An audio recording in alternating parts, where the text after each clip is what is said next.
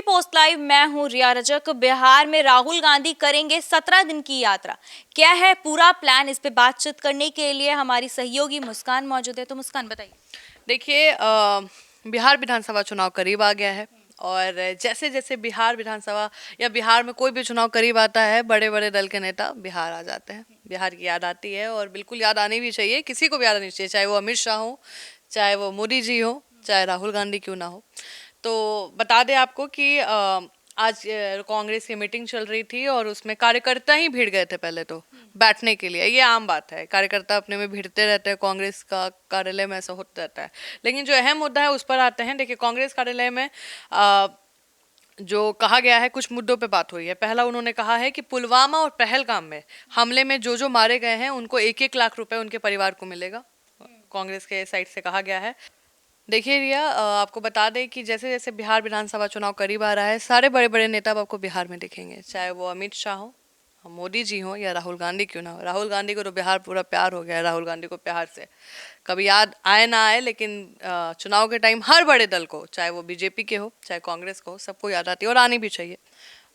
ये हर जगह आना पॉसिबल नहीं होता है, लेकिन बिहार एक विशेष है और बिहार का चुनाव काफ़ी अहम भूमिका निभाता है आने वाले टाइम में। और आपको बता दें कि आज कांग्रेस कार्यालय में कई जो बातें हुई हैं प्रेस कॉन्फ्रेंस में, उसमें जो अहम मुद्दे हैं वो मैं आपको अभी बताने जा रही हूँ।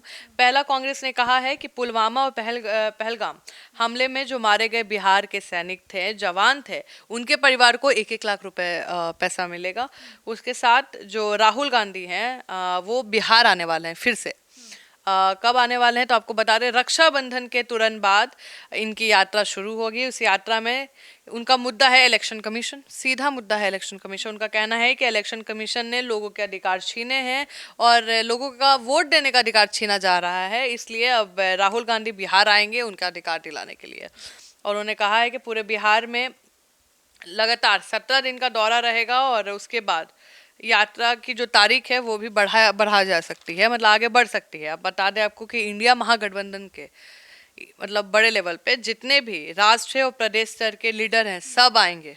सब कोई बिहार में आएगा प्रचार प्रसार करने, उस यात्रा में लोगों तक बात पहुंचाएगा, वोटर लिस्ट को लेकर, इलेक्शन कमीशन को लेकर कि आपके अधिकार छीने जा रहे हैं और इलेक्शन कमीशन पर प्रेशर बनाया जाएगा। आपको बता दें, पहले दिन जो शुरुआत होगा वो कैमूर सासाराम जिले से होगा और उसके बाद वहां से जो लीडर है अपने अपने निर्धारित क्षेत्र और जगह पर जाएंगे और इस पे काम करेंगे।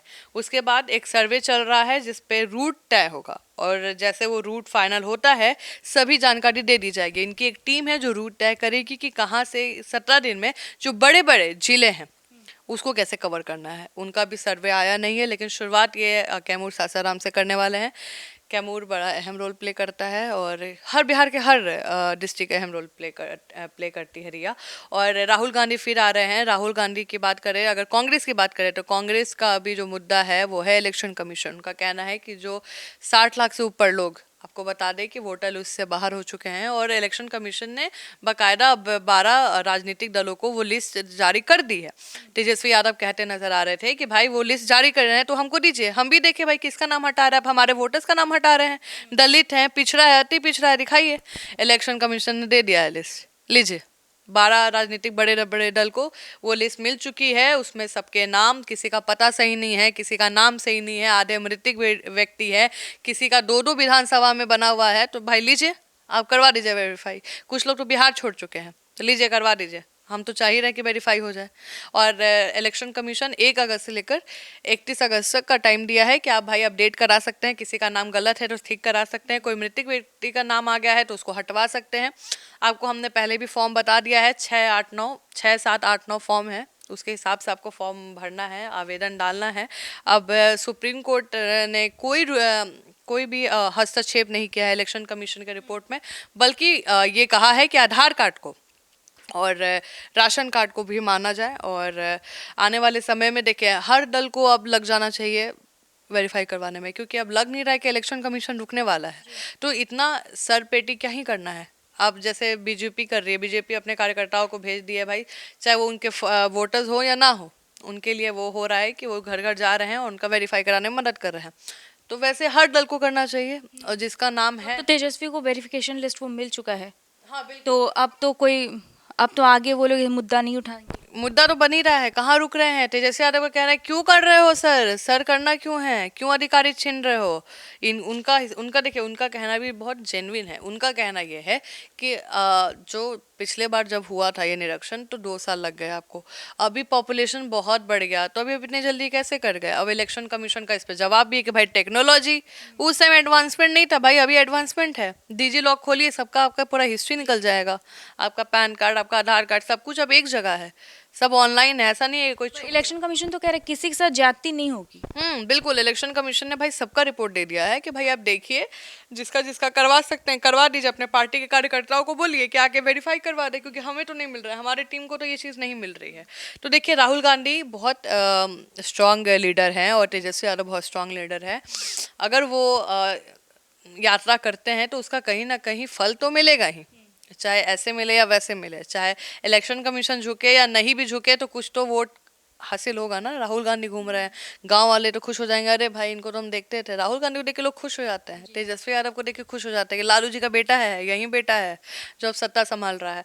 तो तेजस्वी यादव बहुत सक्रिय हैं इस बार चुनाव के समय, और राहुल गांधी भी बिहार की यात्रा लगातार कर रहे हैं। और बड़े बड़े नेता आपको दिखने वाले हैं, चाहे वो प्रदेश स्तर के हो या छोटे या बड़े स्तर के हो, सब बिहार आएंगे, बिहार में आपके सामने हाथ जोड़ेंगे और अपनी चिंताएं बताएंगे, आपकी चिंताएं सुनेंगे, इलेक्शन कमीशन के बारे में बताएंगे। और इलेक्शन कमीशन पे अभी भी जो जब चुनाव में जुड़ चुके हैं तेजस्वी यादव और कांग्रेस, ये राहुल गांधी, देखिए, हाँ अभी अगर आप सीट की बात कर रही है तो सीट में अभी कहीं ना कहीं थोड़ा सा डाउट हो रहा है, क्योंकि प्रचार तो पूरे जोश और क्या बोलते पूरे जोश से शुरू करने वाले हैं लोग। तो नहीं करेंगे तो कैसे चलेगा? अब उनके पास चॉइस नहीं है, कांग्रेस या राजद के पास कि एक दूसरे को छोड़ दे, दोनों को साथ में अगर जीतना है तो साथ में गठबंधन चाहिए, और अलग जो और भी सहयोगी दल है उनका भी चाहिए। और सीट अभी बंटवारा नहीं हुआ है, अभी सीएम फेस पे कांग्रेस मोहर नहीं लगा रही है, लेकिन मानिए कांग्रेस माने या ना माने, तेजस्वी यादव भी सीएम फेस है उनके।